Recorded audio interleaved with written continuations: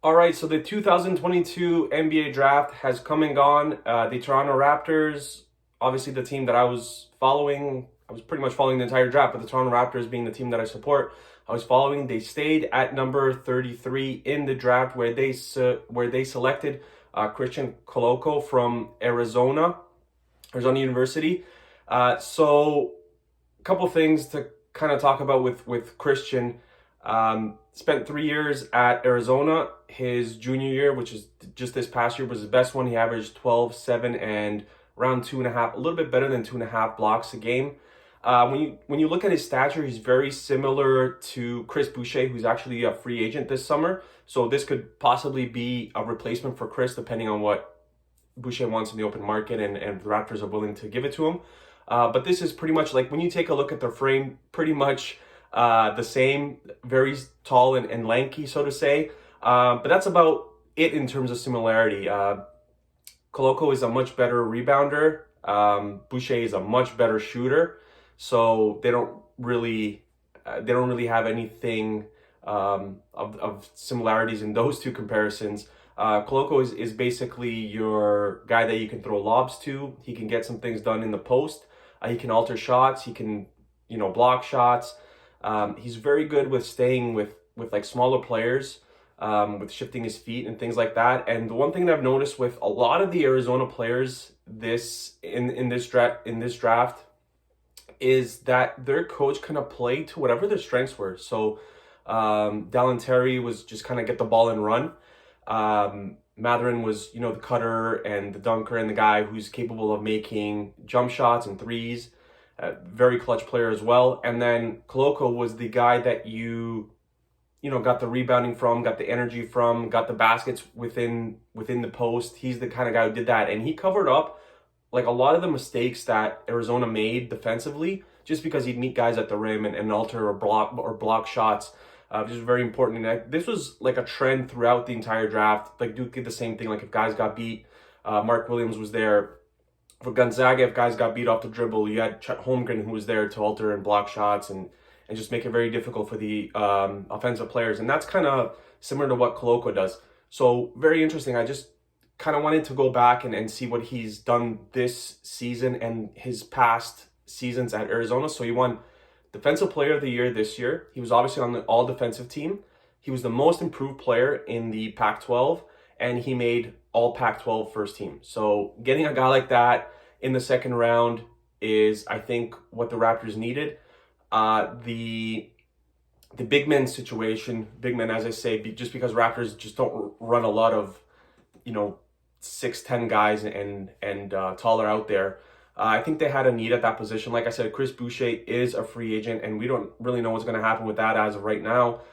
The type of money he's going to demand. So having Koloko as almost like as an insurance policy is also very good.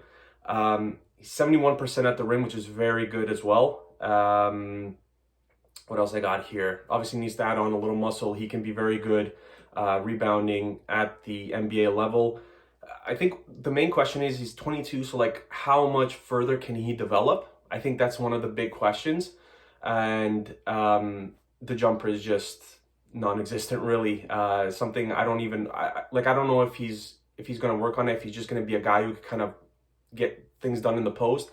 I think the folks at ESPN or whoever was broadcasting the draft had him as like a Capella type of guy. I can definitely see that.